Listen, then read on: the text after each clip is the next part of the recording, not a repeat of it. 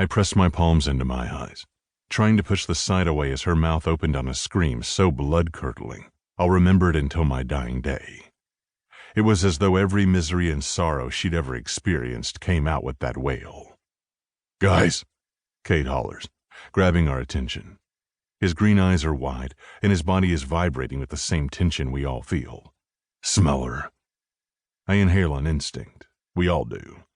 At first I smell nothing but the sex that lingers in the air, and that spun sugar scent that drives me insane. But then, what the fuck is that? Liam slaps a hand over his mouth, backing away from the bed. He slams against the wall, where he falls to the floor, his knees caving. "No. Oh, goddess, no." "Is that?" Christian places his nose against her neck and inhales deeply. "Someone call Artemis. Now," Nyx orders, reaching for Sabina as her body relaxes and slumps into the mattress. Sweat pools on her skin, dripping down to soak the sheets. "Where did you bite her?" My mouth opens and closes as the fresh scent of wolf permeates the air, mixed with the crisp scent of ozone in her natural sugary fragrance. "Her ass." As soon as the words fall from my lips, Nyx flips her over. Sabina whimpers in her sleep.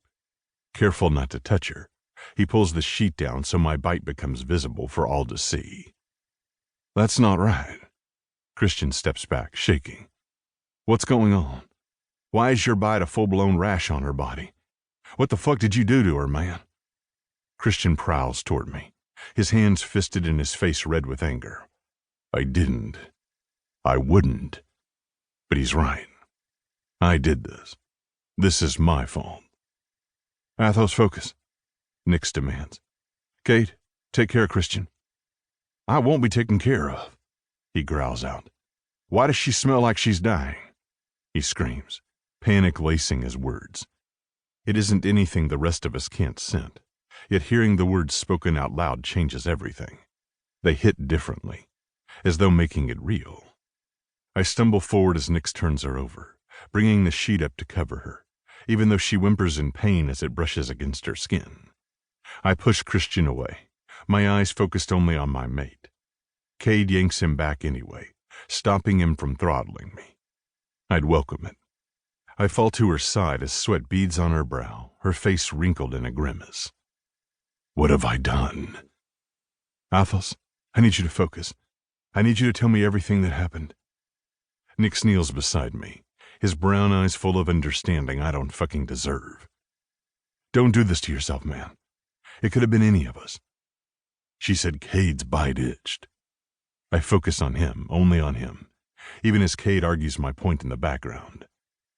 "It's not completely uncommon. With multiple mates, each bite can become harder to adjust to." His brows draw down as he nods to himself. "Keep going."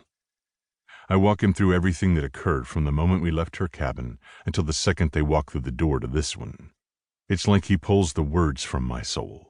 And though our power levels are similar in some ways, I realized then he never should have turned down being Pack Alpha.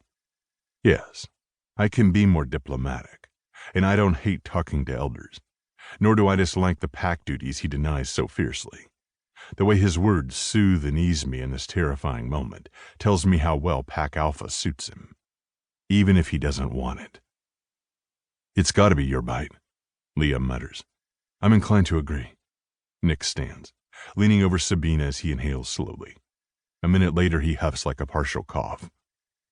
"She doesn't smell like death exactly, but as though her body is rejecting your bite." "That makes no sense." Christian throws his hands up before letting them slap against his thighs. "No one is going to ask about the elephant in the room." Cade steps towards Sabina, his usual smirk now a frown as he reaches to touch her, only to pull back at the last second. "Which fucking one?" Christian snarls at him. Sighing, Cade steps away, pointing a finger in Christian's face. I never understood their relationship. They are so alike, and yet also polar opposites. It's baffling. "Wolf," Cade enunciates slowly. "She does smell of wolf." Nyx crosses his arms, frowning further. "I texted Pepper," Liam informs us, still on the floor with his head in his hands. Nyx nods. "She will send Artemis, well, Grandma." I can't